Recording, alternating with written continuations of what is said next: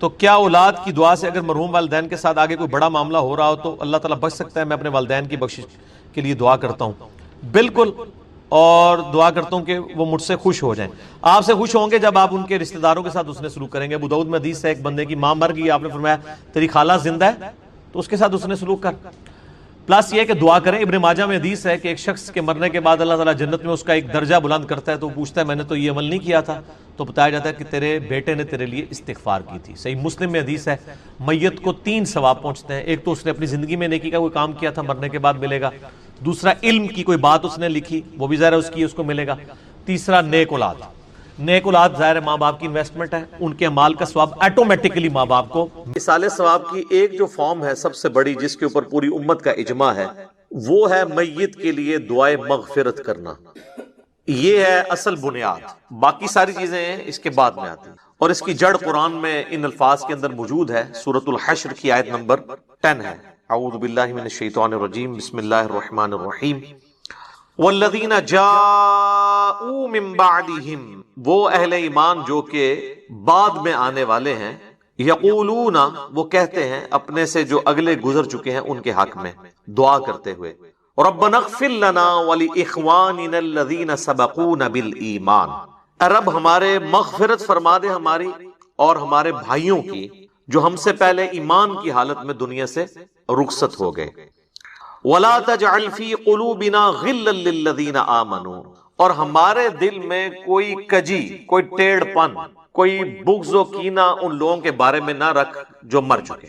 ظاہر ہے جو مر چکا ہے وہ اپنے انجام کو پہنچ چکا ہے۔ صحیح بخاری میں حدیث ہے کہ مردوں کو گالی مت دو، وہ اپنے انجام کو پہنچ چکے ہیں، اچھے یا برے۔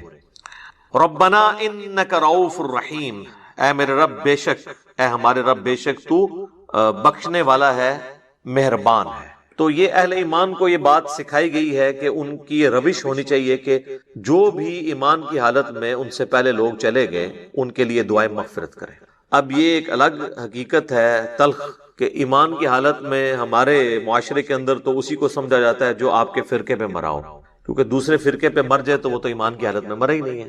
تو اب یہ ایک تلخ حقیقت ہے، اور اسی وجہ سے آپ دیکھتے ہیں کہ جب ایک مکتب فکر کے لوگ دوسرے مکتب فکر کا جنازہ پڑھ لیتے ہیں تو پھر بعد میں ان کے علماء فتویٰ دیتے ہیں کہ بھئی آپ کا تو نکاح ہی ٹوٹ چکا ہے، آپ نکاح بھی دوبارہ کروائیں اور تجدید ایمان بھی کروائیں، اور اس قسم کی کئی ایک فنی ویڈیوز جو اوریجنل ویڈیوز ہیں، اسلام کا مذاق اڑانے والی، مسلمانوں کی وجہ سے جو ویڈیوز بنی ہیں وہ معاشرے کے اندر عام ہے، وہ آپ نے اکثر اوقات دیکھی ہوں گی۔ اب میرے بھائیو، یہ جو دعا کا معاملہ ہے یہ اللہ تعالیٰ نے ایسا اوبلیگیٹری رکھا ہے کہ ہماری جو اسلام کی بیسک ٹیچنگز ہیں ان کے اندر اس کو ایک ضروریات دین کے طور پر اللہ تعالیٰ نے ان چیزوں کو جاری فرما دیا ہے۔ جیسا کہ صحیح بخاری اور صحیح مسلم کی متفق علیہ حدیث ہے کہ اللہ کے محبوب صلی اللہ علیہ وآلہ وسلم نے فرمایا کہ ایک مسلمان کے دوسرے مسلمان پہ 5 حقوق ہیں۔ جب وہ اس سے ملے تو اسے سلام کرے، یہ پہلا حق ہے۔ دوسرا حق، جب وہ بیمار ہو جائے اس کی عیادت کرے۔ تیسرا حق، جب وہ مر جائے تو اس کی نماز جنازہ پڑھے، تو ظاہر ہے نماز جنازہ میں دعا مانگے گا مرے ہوئے کے لیے۔ چوتھا حق، جب وہ دعوت دے تو اس کی دعوت کو قبول کرے۔ اور 5واں حق یہ ہے کہ جب وہ چھینک کے جواب میں الحمدللہ کہے تو آپ اس کے جواب میں کہیں یرحمک اللہ، اللہ تعالیٰ تجھ پر رحم فرمائے۔ تو یہ 5 بنیادی حقوق ہیں، جس میں تیسرا حق ایک مسلمان کی نماز جنازہ پڑھنا ہے، اور نماز جنازہ میں ظاہر ہے کہ دعا اللہ تعالیٰ نے اس کے اندر بلٹ ان رکھ دی ہے۔ صحیح مسلم میں ایک حدیث ہے کہ اللہ کے محبوب صلی اللہ علیہ وآلہ وسلم نے فرمایا کہ جس کے جنازے میں 40 ایسے لوگ شریک ہوں جو اللہ تعالیٰ کے ساتھ شرک نہ کرتے ہوں تو اللہ تعالیٰ ان 40 لوگوں کی شفاعت اس میت کے حق میں قبول و منظور فرما دے گا، یعنی اس کی مغفرت فرما دے گا۔ تو یہ بہت بڑی فضیلت ہے۔ تو یہ بھی مرے ہوئے بندے کو زندہ لوگوں کی طرف سے پہنچنے والی ایک نفع مند چیز ہے۔ آپ اسے ایصال ثواب کہہ لیں، آپ اس کو دعائے مغفرت کہہ لیں، کوئی بھی۔ نماز جنازہ میں ہم جو دعا مانگتے ہیں، ویسے تو کئی ایک دعائیں رپورٹ ہوئی ہیں، سب سے مشہور دعا وہ ہے جو جامعہ ترمذی کے اندر ہے، سنن ابی داؤد کے اندر ہے، سنن ابن ماجہ کے اندر ہے، اور مشکات المصابی کے اندر بھی موجود ہے۔ اللہم اغفر لی حینا و میتنا، اے اللہ ہمارے جتنے زندہ ہیں ان کی بھی مغفرت فرما اور جو مر چکے ان کی بھی مغفرت فرما۔ اللہم اغفر لحینا و میتنا و شاہدنا و غائبنا، اور جتنے یہاں پہ موجود ہیں ان کی بھی، اور جو یہاں پر موجود نہیں ان کی بھی، وصغیرنا و کبیرنا، اور جتنے ہمارے چھوٹے ہیں اور جتنے ہمارے بڑے ہیں، وذکرنا و انثانا، اور جتنے مرد ہیں اور جتنی عورتیں ہیں۔ اللہم من احییتہ منا فاحیہ علی الاسلام، اے اللہ جب تک تو ہمیں زندہ رکھے تو اسلام پر زندہ رکھنا۔ وَمَن تَوَفَّيْتَهُ مِنَّا فَتَوَفَّهُ عَلَى الْإِيمَانِ، اور جب ہمیں موت آئے تو ایمان کی حالت میں موت آئے، آمین۔ اچھا، مزے کی بات دیکھیں کہ اس میں میت کا ذکر صرف ایک دفعہ ہے، باقی سب زندوں کے لیے دعائیں ہیں۔ اور یہ جو جنازے کی ایکٹیویٹی بیسیکلی رکھی اس لیے گئی ہے کہ ایک تو آپ اپنے مسلمان بھائی کا حق پورا کریں گے، اور دوسرا آپ وہاں پہ جا کے اپنی موت کو یاد کریں، نہ کہ وہاں پہ بھی جا کے آپ واٹس ایپ میسیجز دیکھ رہے ہوں۔ آپ دیکھ رہے ہیں کہ میت کو دفنایا جا رہا ہوتا ہے اور لوگوں کے فون بج رہے ہوتے ہیں۔ کئی لوگ تو یعنی میت کو دفنانے کے لیے قبر میں اترے ہوتے ہیں نا، تو ان کے بھی فون وہاں پہ بج رہے ہوتے ہیں۔ یعنی یہ ہماری کمٹمنٹ کا لیول ہے آخرت کے ساتھ اور دنیا کے ساتھ، یہ آپ کمپیریزن کر سکتے۔ پھر اس سے اگلا ورژن ہے، سنن ابی داؤد میں حدیث ہے کہ جب اپنے بھائی کو دفنا چکو تو اس کی قبر پر کھڑے ہو کر اس کے قبر میں سوالات کی استقامت کے لیے دعا کرو۔ یہ نبی الاسلام نے حکم دیا۔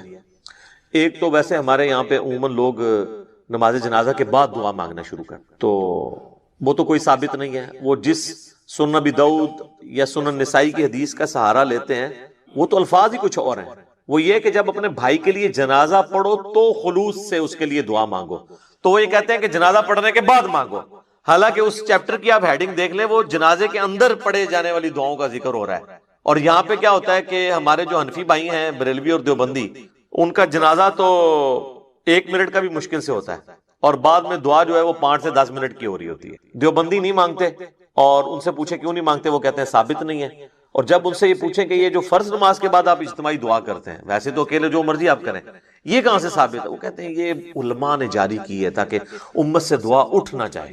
تو کیا صرف دیوبندی علماء کو یہ حق حاصل ہے کہ وہ دین میں چیزیں خود سے انجیکٹ کریں گے؟ بریلویوں کو کوئی حق حاصل نہیں ہے؟ حقیقتاً تو دونوں کو کوئی حق حاصل نہیں، یہ دونوں نے ہی دین کے اندر اپنی طرف سے چیزیں داخل کر دی۔ اصل دعا جو ہے وہ قبرستان میں دفنانے کے بعد آپ نے قبر کے اوپر کھڑے ہو کر کرنی ہے۔ دفنانے کے دوران بھی ہے، صحیح سند کے ساتھ، مشکات المصابیح کے اندر موجود ہے، کتب ستہ میں سے یہ ابو داؤد ہے، یہ ترمذی کے ریفرنس ہے کہ آپ نے دفناتے ہوئے یعنی 3 مٹھیاں کم از کم مٹی کی بھر کے ڈالنی ہے قبر کے اوپر، بسم اللہ وعلی ملت رسول اللہ، اللہ کے نام سے شروع کرتا ہوں اور رسول اللہ کی ملت کے اوپر، تو یہ آپ نے پڑھ کے اس کے اوپر ڈالنی ہے۔ پھر دفنانے کے بعد جب آپ نے دعا مانگنی ہے تو ظاہر ہاتھ اٹھا کے مانگنی ہے۔ یہ بعض لوگوں کو ایک مسئلہ ہو جاتا ہے کہ شاید قبر پہ اگر ہاتھ اٹھا کے دعا مانگی تو یہ کوئی شرک ہو جائے گا۔ شرک تو تب ہوگا جب آپ مردے سے مانگ رہے ہوں گے، آپ اللہ سے مانگ رہے ہیں۔ صحیح مسلم میں اوپر تلے کئی احادیث ہیں کہ نبی علیہ السلام نے بقیع غرقد قبرستان میں جا کر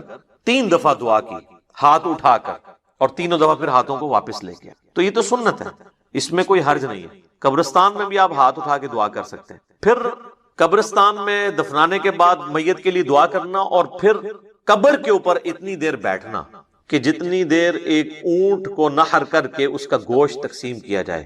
تو یہ صحیح مسلم کے اندر حضرت عمر ابن عاص کی وصیت ہے، انہوں نے اپنے بیٹے کو وصیت کی تھی کہ جب میں مر جاؤں میری قبر پہ اتنی دیر بیٹھے رہنا کہ جتنی دیر ایک اونٹ کو نحر کر کے اس کا گوشت تقسیم کیا جاتا ہے، یعنی 2 سے 2.5 گھنٹے، تاکہ میں اپنی قبر کے ساتھ مانوس ہوں، اور تاکہ میں یہ جان لوں کہ میں نے اپنے رب کے آئے ہوئے فرشتوں کو کیا جواب دینا ہے۔ اب وہ اس لفظ کو بھی لوگ پکڑتے ہیں، وہ کہتے ہیں جان لوں کا مطلب یہ ہے کہ وہ باہر سے کوئی آواز لگائے گا۔ تو اگر آواز ہی لگانی ہوتی تو حضرت عمرو ابن عاص اپنے بیٹوں کو کہہ دیتے کہ تم نے جو ہے نا میری قبر پہ کھڑے ہو کے اذان دے دینی ہے تاکہ مجھے پتہ چل جائے۔ یہاں پہ لوگ دیتے ہیں نا اذان، پوچھے کہاں لکھی ہے، وہ کہتے ہیں منع کہاں ہے۔ تو اس اعتبار سے تو آپ دین میں جو مرضی داخل کر لیں۔ وہ تو میرے بھائی جنازے کی بھی اذان منع تو کہیں پہ نہیں ہے، ہم کیوں نہیں دیتے کہ نبی علیہ السلام نے نہیں دی۔ عیدین کی اذان نہیں ہوتی، منع تو کوئی نہیں ہے۔ وہ کہتے ہیں نہیں جی وہ بخاری مسلم میں حدیث ہے کہ نبی علیہ السلام عید کی اذان نہیں دیا کرتے تھے۔ سر یہ حدیث تو آپ کے کام کی نہیں ہے، آپ نے حدیث یہ دکھانی ہے کہ نبی علیہ السلام عید کی اذان سے منع فرمایا کرتے، نہیں دیا کرتے تو وہ آپ نہ بھی بتائیں، ہمیں پتہ ہے کہ نہیں دیا کرتے تھے، نہیں تو بہت سارے کام بھی نہیں کیا کرتے تھے۔ نبی علیہ السلام کی 3 بیٹیاں آپ کی مبارک زندگی میں فوت ہوئی ہیں، آپ نے ان کو اپنے ہاتھوں سے دفنایا، آپ نے کسی کا تیجا 40واں نہیں کیا۔ جب ہم پوچھتے ہیں کہ وہ کہتے ہیں جی وہ منع تو کوئی نہیں نہ کیا، ٹھیک ہے۔ تو منع والا معاملہ یہ ہے میرے بھائی کہ جو کام دین کے اندر نہیں نبی علیہ السلام نے تعلیم فرمایا وہ انڈرسٹوڈ منع ہی تصور کیا جائے. یہ ایک سینسٹیو ٹاپک ہے, میں اس کو اینڈ کے اوپر کنکلوڈ کروں گا, میں موضوع کو تلخ نہیں کرنا چاہتا اس طرف گفتگو لے جا کر. تو بہرحال آپ نے حضرت عمرو بن عاص کی جو صحیح مسلم کی حدیث ہے اس میں ان کی وصیت یہ ہے کہ آپ نے بیٹھنا ہے قبر پہ اتنی دیر, یعنی قبر کے ایگزیکٹ اوپر نہیں بیٹھنا, یعنی پاس بیٹھنا ہے, وہاں بیٹھ کے اللہ کا ذکر کریں, جو مرضی آپ کریں. تو اللہ تعالیٰ ذکر کی برکت سے مردے کے لیے, آپ کی دعاؤں کی برکت سے اس کے لیے آسانی پیدا کر دے گا. اور ظاہر ہے کہ یہ بھی اللہ کی مرضی ہے, زبردستی تو اللہ تعالیٰ کو کسی کی دعاؤں سے نہیں لگائی جا سکتی. والعیاذ باللہ تعالی. اللہم انی اعوذ بک من عذاب جہنم ومن عذاب القبر ومن فتنة المحیا والممات ومن شر فتنة المسیح الدجال. یہ دعا بخاری اور مسلم دونوں میں آئی ہے, اور نبی علیہ السلام حکم دیا کرتے تھے کہ نماز کے تشہد میں 4 چیزوں کے اگینسٹ اللہ تعالیٰ کی پناہ طلب کی جائے. اللہم انی اعوذ بک من عذاب جہنم ومن عذاب القبر ومن فتنة المحیا والممات من شر فتنة المسیح الدجال. اے اللہ میں جہنم کے عذاب سے تیری پناہ مانگتا ہوں, قبر کے عذاب سے تیری پناہ مانگتا ہوں, زندگی اور موت کے فتنے کے اگینسٹ تیری پناہ مانگتا ہوں, اور جھوٹے مسیح دجال مسیح کے فتنے سے تیری پناہ مانگتا ہوں. آمین.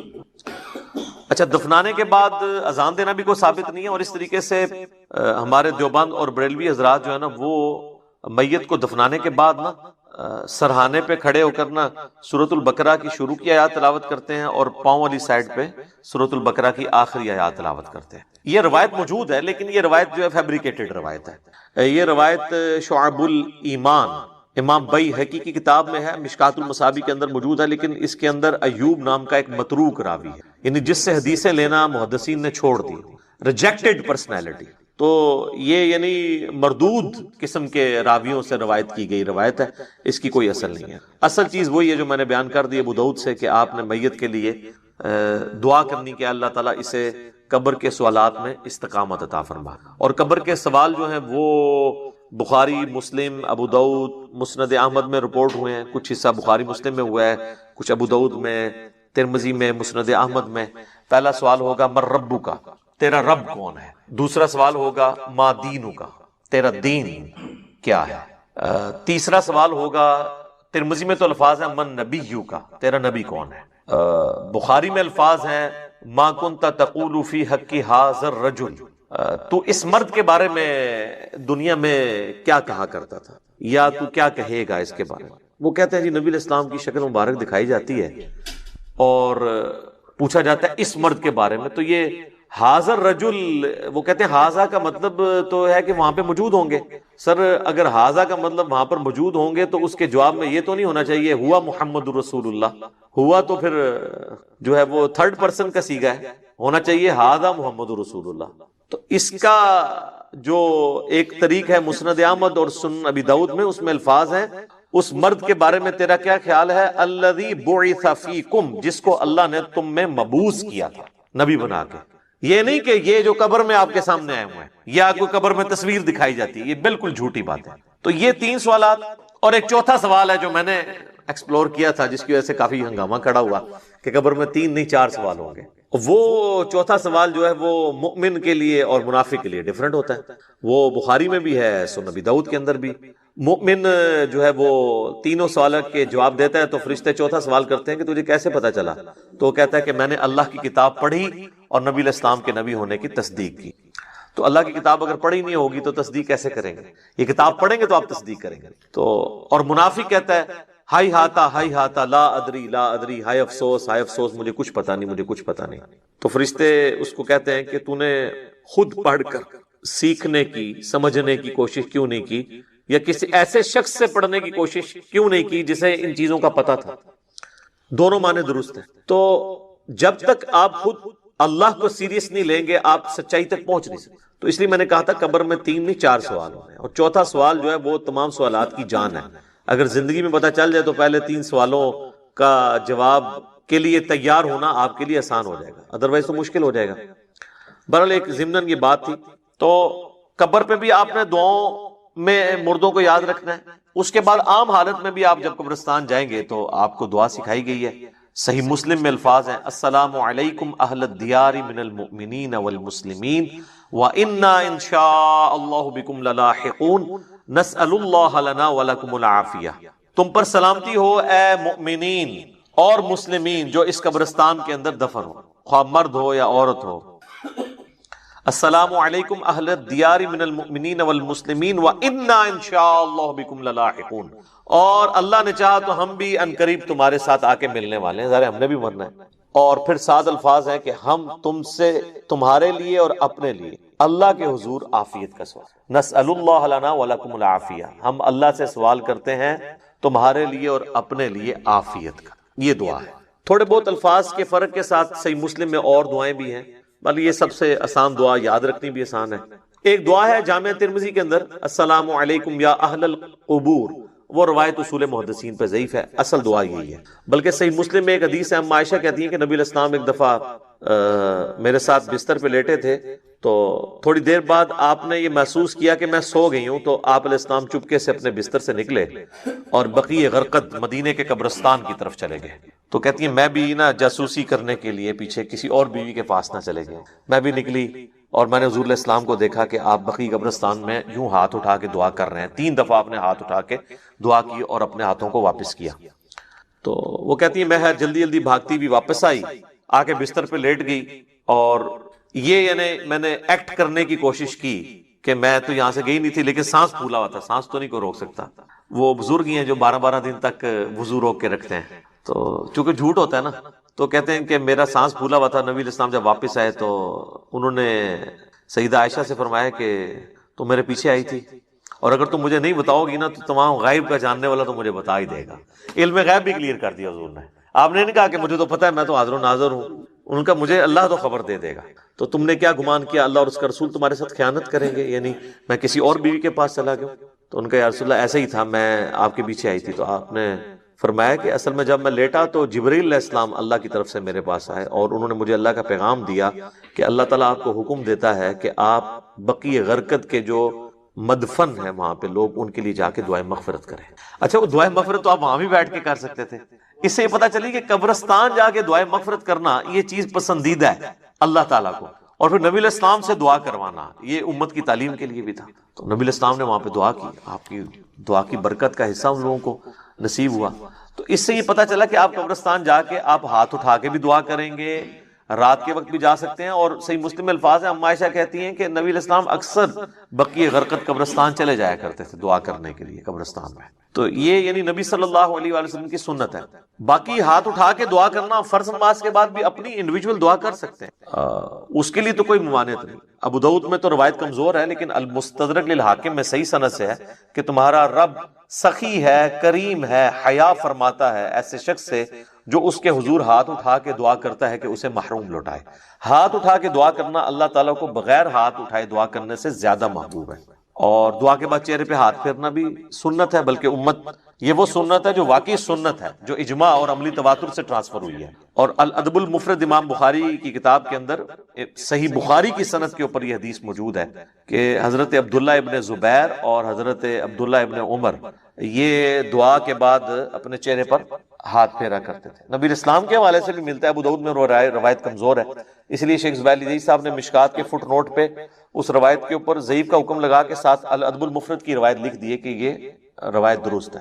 ویسے بھی امت کا اجماع ہے، اس کے لیے حدیثوں کی تو ہمیں حاجت نہیں ہے. امت کا اجماع اور عملی تواتر سنت سے چہرے پہ ہاتھ پھیرنے کو ٹرانسفر کر رہی ہے. لہذا چند ایک علماء عرب کا اسے بدعت کہنا ان کے یعنی کم علمی کی نشانی ہے اور ایک تنگ نظری کی نشانی ہے. اوورال یہاں پہ بھی جو اہل حدیث ہیں وہ چہرے پہ ہاتھ پھیرنے کے قائل ہیں. میں ضمناً ساتھ چھوٹے چھوٹے مسائل بتا دیتا ہوں تاکہ آسانی ہو جائے. تو آپ نے چہرے پہ ہاتھ بھی پھیرنے ہیں. اس طریقے سے صحیح مسلم میں حدیث ہے کہ نبی علیہ السلام اپنی والدہ کی قبر پر گئے. آلموسٹ آپ سمجھ لیں اپنے والدہ کی وفات کے 50 سال کے بعد، کیونکہ یہ فتح مکہ کے بعد کی بات ہے، تو 50 سال تقریباً گزر چکے تھے. اور آپ علیہ السلام قبر پہ گئے اور آپ روئے، اور آپ کو دیکھ کے آپ کے ساتھی بھی اصحاب بھی روئے. اور پھر آپ علیہ السلام نے فرمایا میں تمہیں قبروں پہ جانے سے منع کیا کرتا تھا. ظاہر نئی نئی قوم بت پرستی سے پھری تھی تو اس لیے نبی علیہ السلام احتیاط کرتے تھے. اب میں تمہیں حکم دیتا ہوں کہ قبروں پہ جایا کرو، کیونکہ یہ موت کو یاد دلاتی. لیکن یہ قبروں پہ جانا ہے، مزارات کے اوپر نہیں.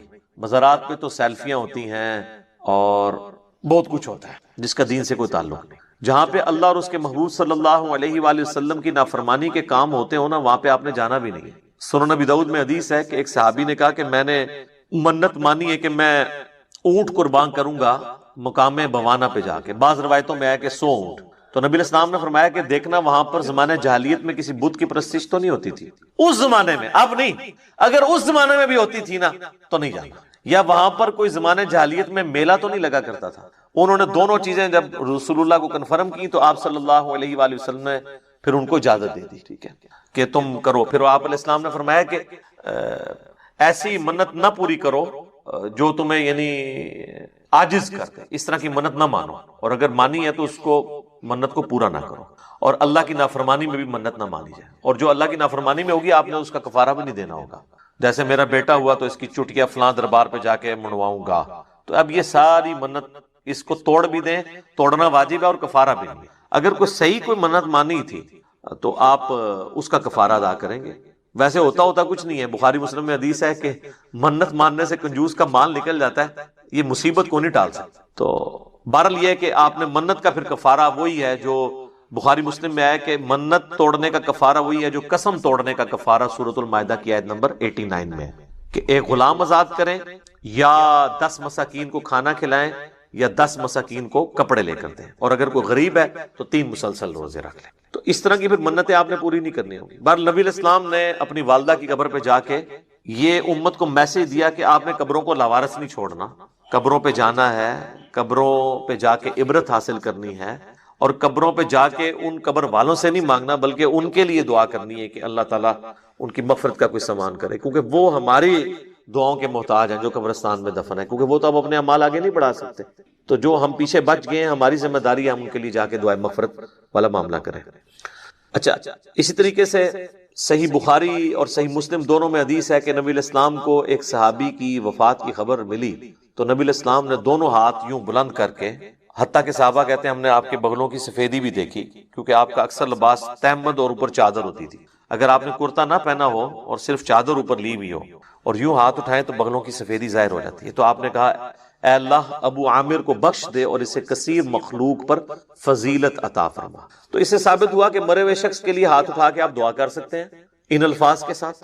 اور ایک اور حدیث ہے صحیح مسلم کے اندر، ام سلمہ کہتی ہے کہ جب میرے خامن فوت ہوئے ابو سلمہ تو نبی علیہ السلام ہمارے گھر تشریف لائے تو آپ صلی اللہ علیہ وآلہ وسلم نے ہمیں صبر کی تلقین کی، اور آپ علیہ السلام نے پھر ابو سلمہ کے لیے دعا کی کہ اے اللہ اسے بخش دے اور اسے اپنے ہدایت یافتہ لوگوں میں بلند درجہ عطا فرما، اور اے اللہ اس کے جو پیچھے لوگ بچ گئے ان پہ تو خلیفہ ہو جا، یعنی اس کی کمپنسیشن تو فرما دے، اور اے اللہ اس کی قبر کو نور سے تو بھر دے. یہ آپ صلی اللہ علیہ وآلہ وسلم نے ان کے لیے دعا کی، اور اس میں یہ بھی الفاظ ہیں کہ قبر کو گشادہ کر دے اور نور سے بھر دے. یہ تعزیت کی دعائیں ہیں جو آپ کر سکتے. باقی قبرستان جا کے آپ جنازہ اگر آپ کا رہ گیا تو آپ قبرستان جا کے قبر پہ کھڑے ہو کے بھی جنازہ پڑھ سکتے ہیں. بخاری مسلم دونوں میں حدیث ہے کہ ایک بوڑھی عورت جو مسجد نبوی کی صفائی کیا کرتی تھی جب وہ فوت ہو گئی تو صحابہ نے رسول اللہ کو نہیں بتایا اور راتوں رات جنازہ پڑھ کے دفنا دیا. کچھ دن کے بعد نبی علیہ السلام نے پوچھا کہ وہ عورت نظر نہیں آ رہی، تو بتایا گیا کہ وہ تو فوت ہو گئی ہے. تو حضور نے فرمایا کہ مجھے اس کی قبر پہ لے جاؤ.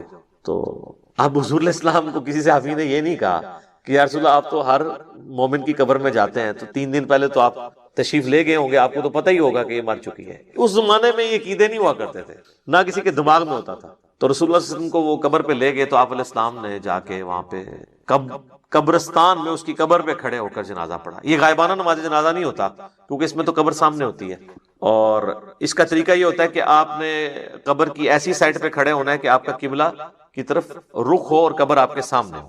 اور پھر آپ علیہ السلام نے واپسی پر فرمایا، مسلم شریف میں ڈیٹیل ہے، اس میں الفاظ ہیں کہ یہ قبریں اندھیروں میں ڈوبی ہوئی تھی، اللہ نے میرے جنازہ پڑھنے کی برکت سے انہیں نور سے بھر دیا. اب یہ سبحان اللہ تو آپ نے بول دیا ہے، لیکن اس کا جو ایک تلخ پہلو ہے کہ نبی کی دعا کی برکت سے کسی کافر کی قبر جو ہے نا وہ نور سے نہیں بھر سکتی، کیونکہ کافر کے بارے میں تو نص قطعی ہے قرآن کی. وہ تو سورہ توبہ میں آپ 70 دفعہ بھی دعا کریں ہم نہیں قبول کریں گے، منافقین کے لیے، کافروں کے لیے. تو یہ مسلمانوں کی قبریں تھیں نمبر 1. اور مسلمان ظاہر بریلوی دیوبندی اہل حدیث نہیں، اس زمانے کے مسلمان. میں صحابہ نہیں کہتا ورنہ آپ کہیں گے گستاخی ہو گئی ہے. آپ خود ہی پوچھ لیجیے گا پھر کون لوگ ہوں گے جو حضور کی زندگی میں فوت ہو چکے ہیں ایمان کی حالت میں. اچھا، تو نبی علیہ السلام نے فرمایا کہ نور سے اللہ تعالیٰ نے ان کی قبروں کو بھر دیا. اچھا، پہلے اندھیروں میں تھی، اور اس سے یہ بھی پتا چلا کہ رسول اللہ کی برکت کیا ہے کہ آپ کے جنازہ پڑھنے کی برکت سے اللہ تعالیٰ نے آپ کی دعا کی برکت سے ان کو یہ نفع عطا فرمایا. اب یہ حضور کی دعا ہی ہے، باقی تو جنازہ تو صحابہ نے بھی ان کا پڑھا ہوگا. ٹھیک ہے، یہاں تو لوگ کہتے ہیں بزرگ جنازہ پڑھ لیں تو جناب سمجھو کہ اگلے پچھلے سارے مردے بخشے گئے. تو جنازے تو ان کے بھی ہوئے ہوئے تھے، لیکن حضور کے جنازہ پڑھنے سے فرق پڑا، ویسے تو نہیں پڑا.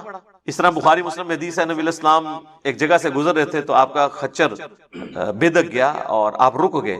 تو صحابہ نے پوچھا یا رسول اللہ کیوں رکے؟ آپ نے فرمایا ان دو قبر والوں کو عذاب ہو رہا ہے. کسی صحابی نے نہیں کہا کہ کشف القبور ہے، ہمارے جو گھوڑے کے قدموں سے خاک نکل کے جو ہمارے گھوڑے کے نتھرے میں بیٹھے گی، وقت کا بڑے سے بڑا غوث بھی اس مرتبے کو نہیں پہنچ سکتا. جب غوث قبروں کے اندر جھانک کے دیکھ لیتے ہیں تو یا رسول اللہ ہم بھی ابھی دیکھ لیتے ہیں. وہ تو حضور سے پوچھ رہے کہ یا رسول اللہ یہ کیا ہے، قبر کے اندر کیا ہو رہا ہے؟ سب کہانی ہے.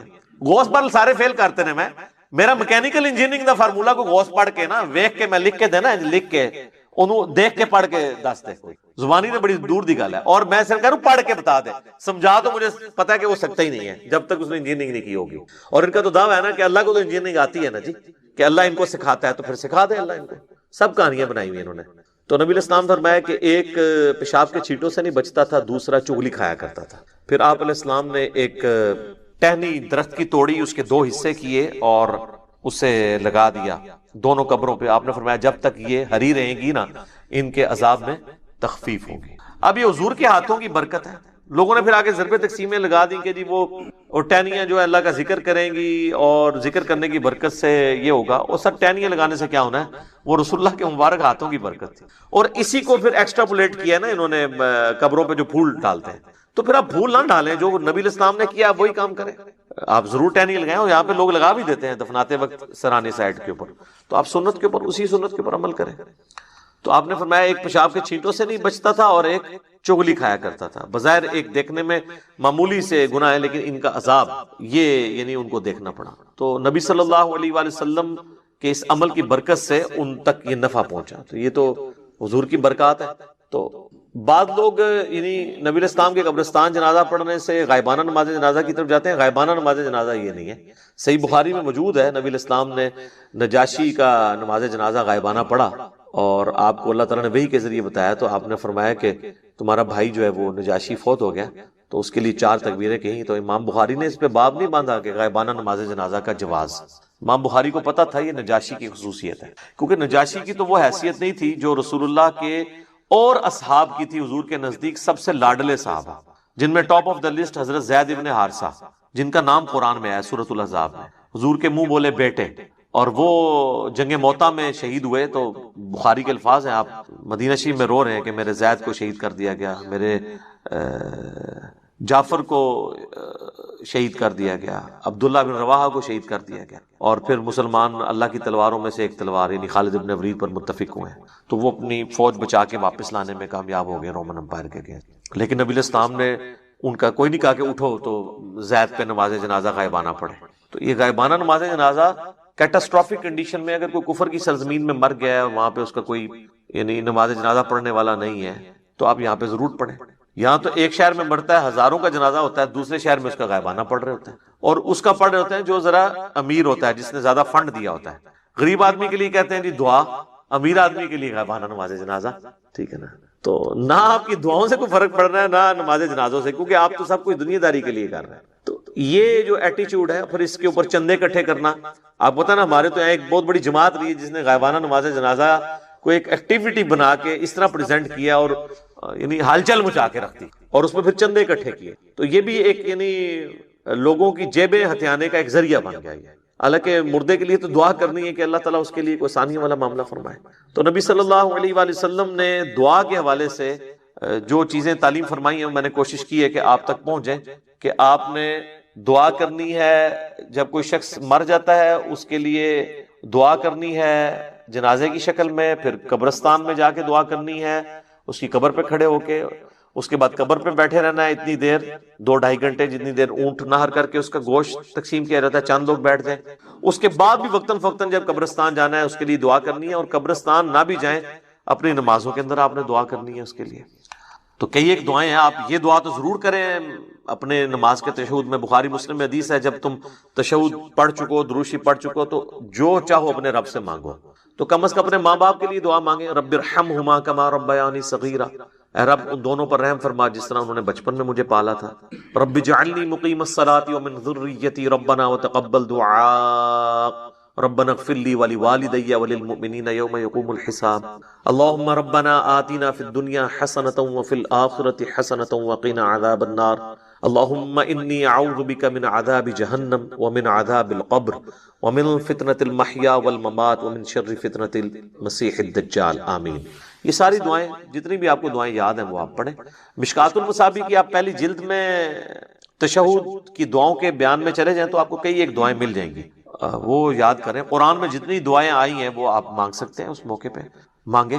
تو یہ میت کے اوپر، مرے ہوئے شخص کا حق ہے زندوں کے اوپر کہ اس کے لیے دعا کریں. وہ بات وہیں سے شروع ہوئی تھی سورۃ الحشر کی آیت نمبر 10 سے. ربنا اغفر لنا ولاخواننا الذین سبقونا بالایمان.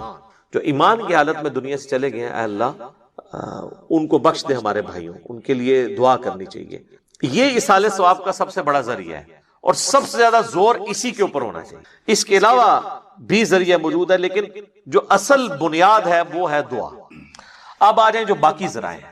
اس کی اصل وہ حدیث ہے جو صحیح مسلم کے اندر موجود ہے کہ اللہ کے محبوب صلی اللہ علیہ وآلہ وسلم نے فرمایا کہ جو شخص مر جاتا ہے نا تو اس کے تمام اعمال منقطع ہو جاتے ہیں، یعنی اب کوئی عمل وہ کر نہیں سکتا. سر میں یہ الفاظ جب پڑھتا ہوں نا یا بیان کرتا ہوں میں کانپ اٹھتا ہوں کہ جو مر گیا وہ کچھ نہیں کر سکتا.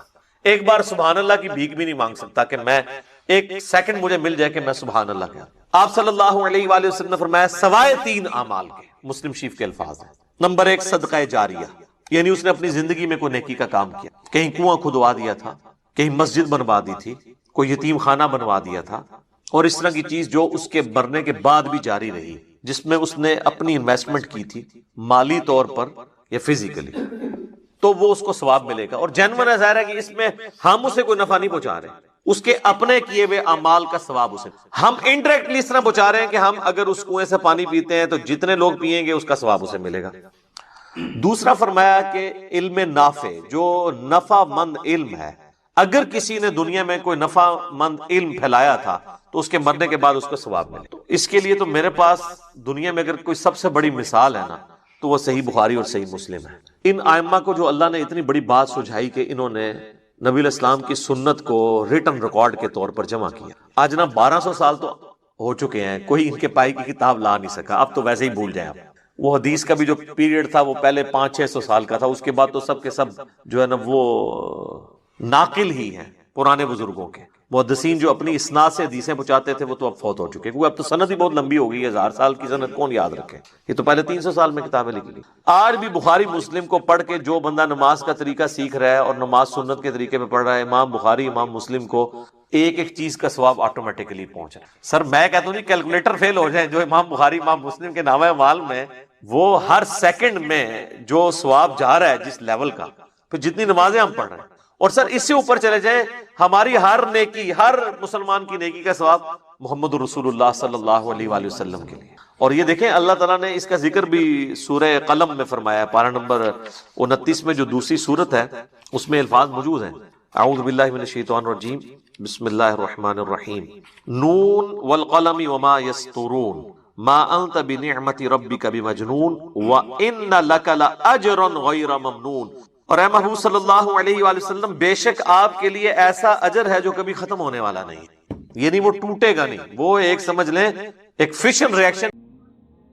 ابن عباس کو جب ایک یہودی آ کے یہی بات کرتا ہے تو وہ جواباً کہتے ہیں کہ اس دن تو اللہ نے ہمیں 2 عیدیں دی ہوئی تھی. 2 عیدوں کا لفظ ہے، ایک جمعے کا دن اور ایک یوم عرفہ. اچھا، اس سے پتا چلا یہ جو عید کے لفظ پہ بھی آپ جھگڑتے ہیں نا کہ جی عیدیں 2 ہی ہوتی ہیں. سرکار 52 عیدیں تو یہ ہو گئی، 52 جمعے تو سال میں آتے ہیں، اور یوم عرفہ 53. تو لغت میں اگر کوئی عید کے لیے یعنی عید میلاد النبی کہہ لیتا ہے تو یہ کوئی جھگڑے والی بات نہیں ہے. اصطلاحاً وہ بھی وہی والی عید ہی مانتے ہیں 2. نماز وہ عید الفطر اور عید الاضحیٰ کے دن ہی پڑھتے ہیں، اس دن کوئی نماز نہیں ہو رہی ہوتی. بلکہ کئی لوگوں نے تو روزہ رکھا ہوا ہوتا ہے یار. تو پھر وہ اعتراض کر رہے ہوتے ہیں اچھا یہ عید کا دن ہے تو آپ لوگوں نے روزہ کیوں رکھا ہوا ہے؟ وہ کہتے ہیں جی آپ کو بتاتے ہیں، بخاری مسلم میں حدیث ہے کہ 10 محرم جو ہے وہ عید کا دن تھا یہودیوں کے لیے. حضرت موسیٰ علیہ السلام کو نجات ملی تھی تو وہ روزہ رکھتے تھے، تو نبی علیہ السلام نے کہا کہ تم بھی رکھا کرو. تو عید والے دن بھی روزہ رکھا جا سکتا ہے بشرطے کہ وہ عید وہ والی عید ہو. ہوں تھی منہ اڑ کے بہ جاؤ. اس لیے چھوڑ دو یار، آپ لوگوں کو اندازہ نہیں ہے کہ اتنے آسان معاملات نہیں ہیں کہ ان کو اس طریقے سے ٹیکل. ہاں آپ اگر اپنے فرقے میں ہی پوری زندگی رہے ہیں اور آپ کو دوسرے کے دلائل کا نہیں پتا، تو جس طرح سنیوں کو پتہ ہی نہیں تھا کہ اہل البیت پہ کیا افطار ٹوٹی ہے، وہ تو سمجھ رہے تھے یہ شیعہ پاگل ہیں جو یہ ماتم کر رہے ہیں. ٹھیک ہے، اب ان کا یہ حال ہے کہ وہ کہتے کہ یار یہ سانو ہی پیٹ رہے جے، ساڈے وڈیاں نو ہی پیٹتے پے جے، تو صحیح پیٹتے پے جے. جب تک آپ کو نہیں پتا تو ظاہر آپ کو تو پتہ ہی نہیں کہ پرابلم کیا کھڑا ہوا ہے. تو اس لیے یہاں پہ بھی ان ایشوز کو اتنا آسان نہیں ہے. بال واپس آ جائیں تو اس حدیث بخاری اور مسلم کی جو میں نے بیان کی، اس سے پتا چلا کہ نبی علیہ السلام نے جس سال حج کیا ہے اس دن یوم عرفہ جمعے کے دن آیا تھا 9 ذی الحجہ. تو دیکھیں 9 ذی الحجہ جمعے کے دن، اس کے بعد ذی الحجہ کے بعد کون سا مہینہ آتا ہے؟ محرم، پھر سفر، اور پھر ربیع الاول. تو بیسیکلی تو 3 ہی مہینے انوالو ہوئے. یہ چوتھے کو بھی چلے بیچ میں شامل کر لیں. یہ جو 3 مہینے ہیں نا جن کے چاند دیکھے گئے ہیں وہ کون کون سے ہیں؟ محرم، سفر اور ربیع الاول. یہ تینوں مہینے 30 کے رکھ لیں، تینوں 29 کی رکھ لیں. حالانکہ 3 کٹھے 29 اور 30 کے نہیں ہوتے. 2 29 1 30، 1 29 2 30، کوئی بھی کمبینیشن بنا لیں اور آپ گننا شروع کریں کہ 9 ذی الحجہ کو جمعہ تھا، 10 ذی الحجہ کو ہفتہ ہوا، یوں کرتے کرتے آپ ربیع الاول تک جب پہنچیں گے نا، اور چاروں جو پاسبل آپ کی بنتی ہیں کیلکولیشنز کہہ لیں یا آئٹریشنز پرفارم جو کرنی ہے وہ آپ کر لیں، تو آپ دیکھیں گے کسی کیلکولیشن میں بھی حیران کن بات ہے کہ 12 ربیع الاول منڈے والے دن نہیں بن رہی ہوگی، یا وہ جمعے والے دن بن رہی ہوگی، یا وہ ہفتے والے دن بن رہی ہوگی، یا اتوار کو بن رہی ہوگی، منڈے کو نہیں بن رہی. جبکہ بخاری مسلم سے ہمیں پتا چلا کہ وہ منڈے کا دن تھا. تو اس کا مطلب ہے کہ 12 تو نہیں تھا، اس کے علاوہ کوئی اور دن ہو سکتا ہے. یہ ریسرچ پیپر میں نے 2001 میں لکھا تھا، 8 سے 21 سال پہلے. لکھ کے سارے وہابیوں کو بھیجا، چاہے وہ اہل حدیث تھے، دیوبندی تھے، کہ اس کا جواب دو. بڑے بڑے مدارس میں لوگ لے کے گئے، ایک ہفتہ مانگا، لیکن آج 21 سال گزر چکے ہیں، جواب نہیں آیا. شیخ زبیر علی صاحب سے میری 2008 میں بات ہوئی تو وہ مجھے کہنے لگے میرے پاس بھی آیا تھا. تو میں نے کہا آپ ہی جواب لکھ دیتے. کہتے جواب کیا لکھتے، صحیح لکھا ہوا تھا، لیکن خاموشی اختیار کر لی. ہونا تو چاہیے تھا کہ اگر صحیح لکھا تھا تو کہتے کہ ٹھیک لکھا ہوا ہے. بہرحال انہوں نے جو اپنی کتاب فضائل درود و اسلام جو ترجمہ کیا انہوں نے فضل الصلاۃ علی النبی کا، قاضی اسماعیل کی کتاب کا، اس کے اینڈ پہ انہوں نے نبی علیہ السلام کی نا مختصر سی سیرت 2 صفحات کے اوپر لکھی ہے. اس پہ اینڈ پہ انہوں نے لکھا ہے کہ نبی علیہ السلام 11 ہجری میں منڈے کے دن ربیع الاول میں فوت ہوئے. 12 تاریخ نہیں لکھی، یعنی ان کو سمجھ آ گئی. اب آ جائیں جو لوگ مروجہ طریقے سے اس ایشو کو لے کے چل رہے ہیں، وہ یہ کہتے ہیں کہ جی اس کی اصل قرآن کے اندر موجود ہے. اللہ تعالیٰ نے سورہ یونس میں فرمایا قُلْ بِفَضْلِ اللَّهِ وَبِرَحْمَتِهِ فَبِذَلِكَ فَلْيَفْرَحُوا، کہ اے نبی تم فرماؤ کہ اللہ کے فضل اور رحمت کے ملنے کے اوپر خوشیاں مناؤ، اور یہ اس سے بہتر ہے جو تم نے دنیا کا متاع جوڑ رکھا ہے. وہ کہتے ہیں کہ جی قرآن کا واضح فتویٰ ہے کہ اللہ کا فضل اور رحمت ملے تو خوشیاں مناؤ. وہ کہتے ہیں اس سے بڑی کیا رحمت ہوگی کہ وما ارسلناک الا رحمتا للعالمین. اور پھر ایسی رحمت اور ایسی نعمت کہ سورہ آل عمران میں اللہ تعالیٰ فرما رہے ہیں لقد من اللہ علی المؤمنین اذ بعث فیہم رسولا، بے شک اللہ تعالیٰ کا احسان ہوا ہے مومنین کے اوپر کہ ان میں سے ہی ایک رسول ان میں مبعوث ہوئے، یتلو علیہم آیاتہ ویزکیہم ویعلمہم الکتاب والحکمہ وان کانوا من قبل لفی ضلال مبین، جو ان پر اللہ کی آیات تلاوت کرتے ہیں، ان کا تزکیہ کرتے ہیں، انہیں کتاب و حکمت سکھاتے ہیں، اس سے پہلے یہ کھلی گمراہی میں تھے۔ تو کہتے ہیں کہ یہ اللہ نے وہ احسان کیا جسے قرآن میں احسان کے طور پر بیان کیا ہے، لہذا احسان بھی ہے، رحمت بھی ہے، اور قرآن کہہ رہے کہ اللہ کے فضل اور رحمت کے اوپر خوشیاں مناؤ۔ تو اس لیے ہم میلاد اس طریقے سے مناتے ہیں کہ رسول اللہ سے بڑا کوئی احسان نہیں۔ ہم کہتے ہیں رکو ذرا، صبر کرو، بالکل ٹھیک کہہ رہے ہو، لیکن اس طریقے پر مناؤ جو نبی علیہ السلام نے تعلیم فرمایا ہے۔ صحیح مسلم میں فیہ ولدت وفیہ انزل علیہ، پوچھا گیا پیر کے روزے کے بارے میں، فرمایا اس دن میں پیدا ہوا اور اس دن مجھ پر پہلی وحی نازل ہوئی۔ تو نبی علیہ السلام نے جشن قرآن اور جشن میلاد منڈے کا روزہ رکھ کر منایا ہے۔ اور مزے کی بات بتاؤں، یہ سورہ یونس کی جو آیات ہے نا، یہ اسپیسیفکلی نزول قرآن کے بارے میں ہے۔ یا ایھا الناس قد جاءتکم موعظۃ من ربکم، یہاں سے یہ سٹارٹ ہوتا ہے، اے لوگو بے شک تمہارے پاس اللہ کی طرف سے واضح و نصیحت والی کتاب نازل ہو گئی جو دلوں کو لگے ہوئے روگ کا علاج ہے اور رحمت ہے مومنین کے لیے۔ پھر ساتھ اللہ نے فرمایا قل بفضل اللہ وبرحمتہ، اللہ کے فضل اور رحمت کے اوپر خوشیاں مناؤ۔ یہ اسپیسیفکلی قرآن کے بارے میں تھا۔ اب آپ اس کو جوڑ لیں صحیح مسلم کی حدیث کے ساتھ کہ نبی علیہ السلام نے قرآن اور اپنی پیدائش کی خوشی کو جمع کیا اور فرمایا فیہ ولدت وفیہ انزل علیہ، اس دن میں پیدا ہوا اور اس دن مجھ پر پہلی وحی نازل ہوئی۔ جشن قرآن اور جشن میلاد یہ اکٹھے نبی علیہ السلام نے منائے۔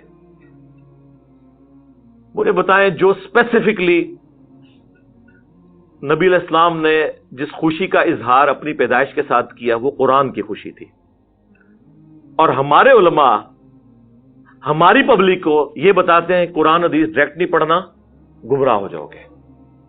یہ کون سا جشن قرآن ہے کہ آپ قرآن کی آیات اپنی ہر نماز کی ہر رکعت میں پڑھیں، ایاک نعبد و ایاک نستعین، اور پھر نماز کے بعد آپ بابوں کو پکارنا شروع کر دیں، مرے ہوئے لوگوں کو اللہ کے مقابلے پر ٹھہرا لیں، خواہ بندے کہہ کر ٹھہرائیں خواہ کسی بھی طریقے سے، وہ ہمارے نفع نقصان کے مالک ہی نہیں ہے۔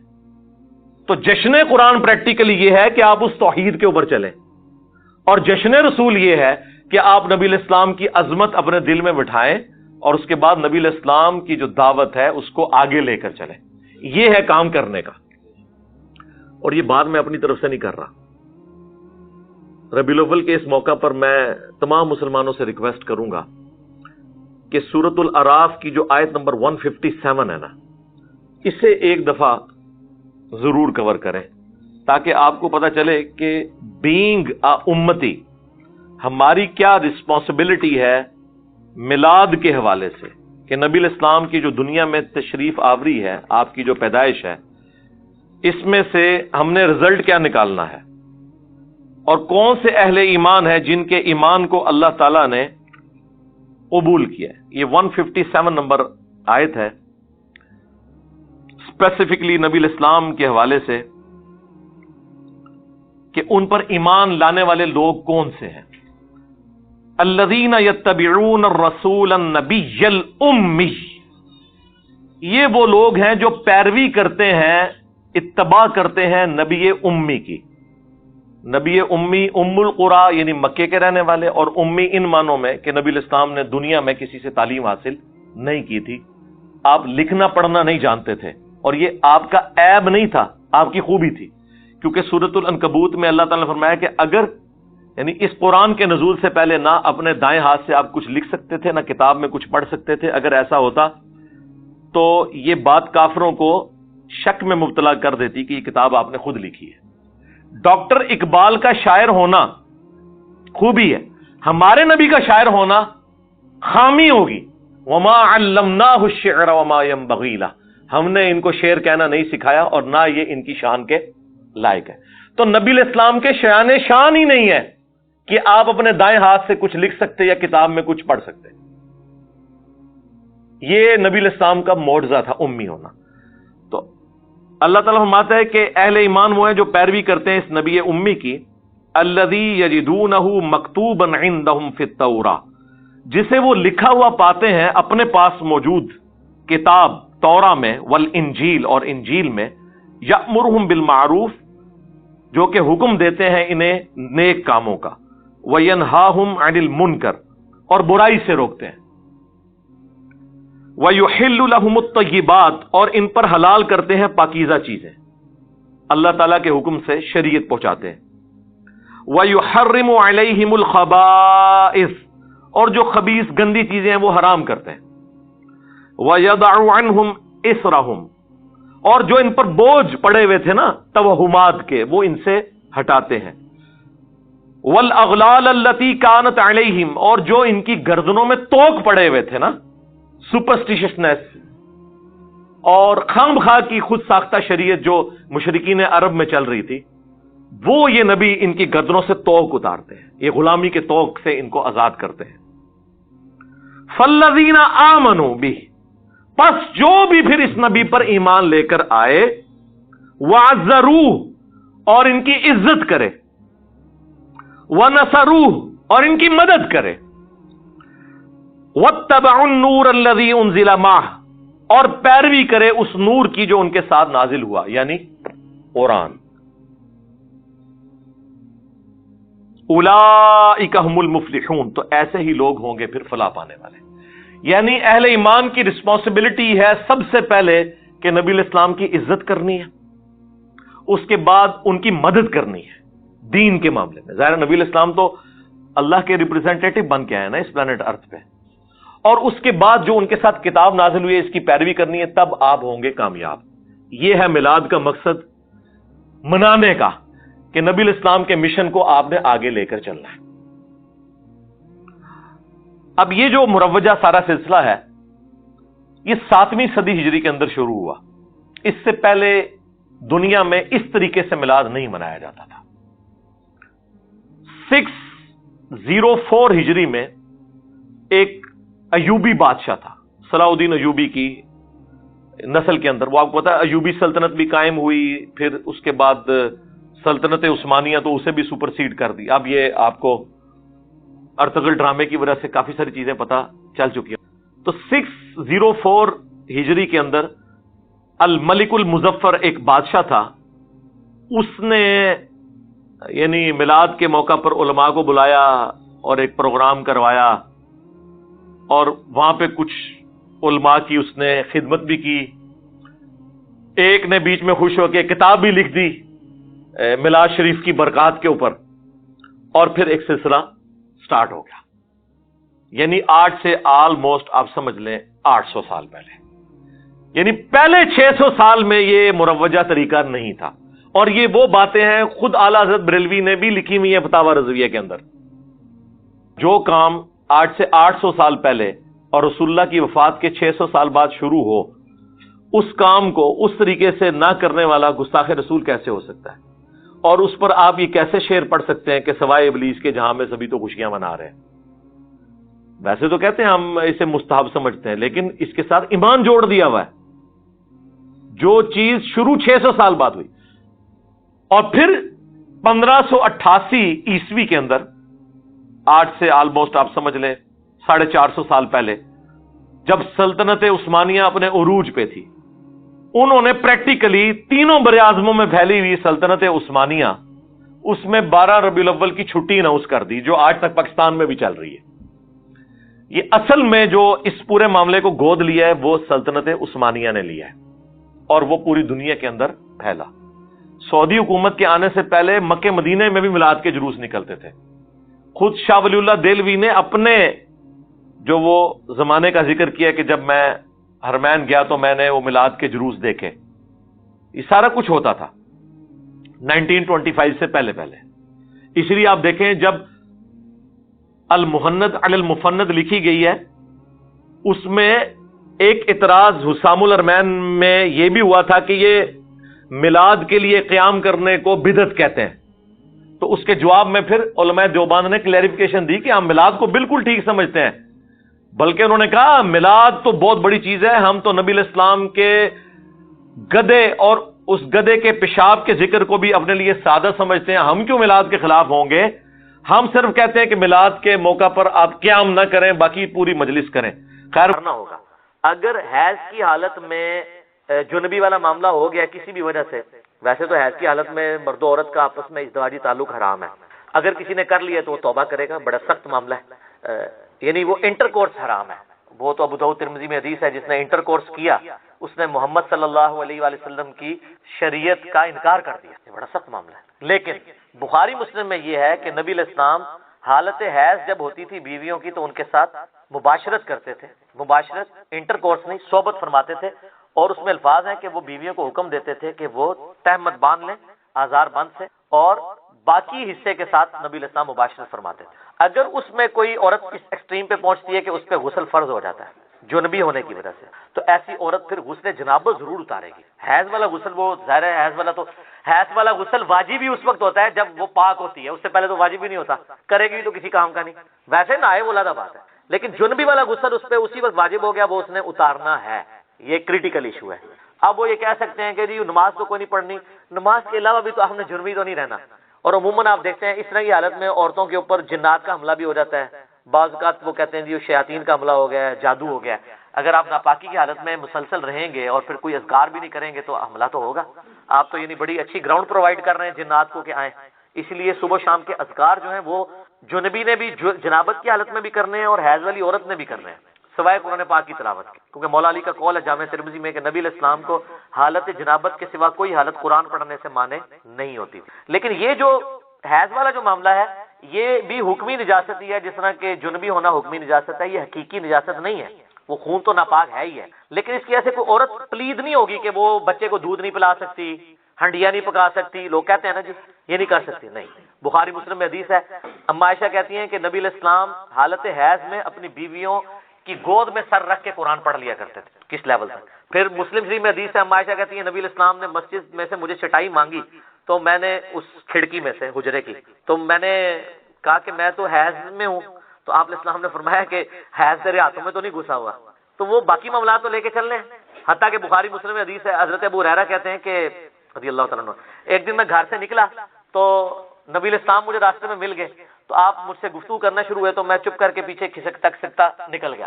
غسل کر کے واپس آیا. آپ نے فرمایا ابو ہریرہ کدھر گئے تھے؟ کہا یا رسول اللہ میں ناپاک تھا تو میں غسل کرنے گیا تھا، جنبی تھا.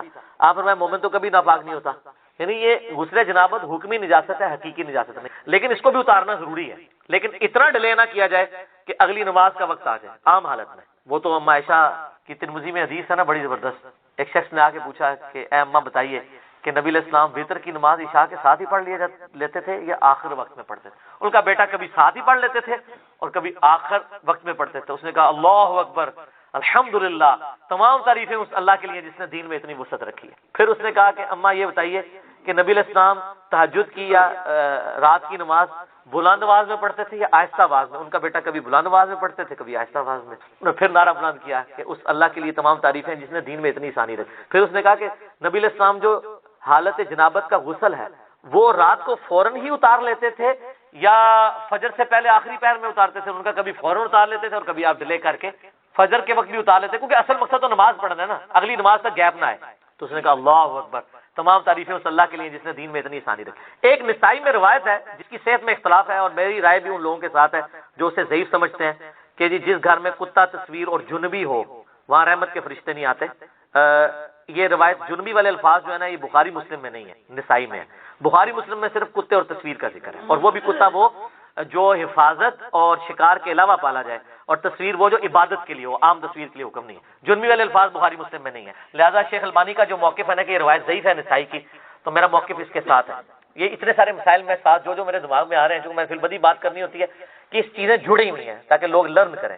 تو غسل جنابت اگر کسی عورت پہ آئے، حیض کے غسل کا وہ انتظار نہیں کرے گی، وہ غسل اتارے گی. اور یہ بھی یاد رکھیے غسل جنابت عورت کے لیے آسان ہے. بخاری مسلم میں کہ نبی علیہ السلام نے اجازت دیا عورتوں کو کہ وہ سر کی چوٹیاں کھولے بغیر بھی غسل کر سکتے. چوٹیاں میں کتنی گرا ہوتی ہیں، پانی تو ایک جگہ نہیں پہنچے گا. تو عام غسل کے لیے حکم یہی ہے کہ عورت سر پہ پانی بہا لے، اوپر جتنا بہ جائے تو اس کا غسل ہو جائے گا. لیکن جو حیض کا غسل ہے نا وہ مہینے میں ایک دفعہ ہی مشکل غسل ہے، اس میں نبی علیہ السلام نے حکم دیا ہے. بخاری مسلم میں آتا ہے کہ بال کھول کے عورت غسل کرے. عام جو عورت کا غسل ہے اس میں بال کھولنا ضروری نہیں، کھولتی ہے تو ٹھیک ہے، آج کل تو بڑی آسانی ہے، پانی بھی کھلا ڈلا ہے، شاور کی وجہ سے خطرہ بھی نہیں رہتا. بعض لوگ بڑا وہم کرتے ہیں, اتنا وہم نہ کیا کریں, تو آسانی ہے. تو اس میں کیونکہ نبی علیہ السلام کے مبارک زمانے میں ایک ایشو بھی اٹھا تھا, آپ کو پتہ ہے نا, آپ کی وفات کے فوراً بعد عبداللہ بن عمر عورتوں کو یہ حکم دیتے تھے کہ وہ حالت جنابت والا غسل بھی بال کھول کے کریں گی. اما عائشہ تک یہ بات پہنچی تو مسلم شریف میں آتا ہے اما عائشہ ناراض ہوئی. انہوں نے کہا یہ عبداللہ بن عمر عورتوں کو چٹیاں منڈوا دینے کا حکم کیوں نہیں دیتا؟ نبی علیہ السلام نے ہمیں کبھی اس چیز کا حکم نہیں دیا کہ ہم عام غسل کے لیے بھی چٹیاں کھولیں, اتنا تردد کریں, پھر بعد میں بال خشک کرنا ایک تردد ہے نا. آج کل تو آپ کے پاس خشک کرنے والے ڈرائرز موجود ہیں, پہلے کیا تھا, تو پھر الٹا پانی بھی زیادہ چاہیے ہوگا.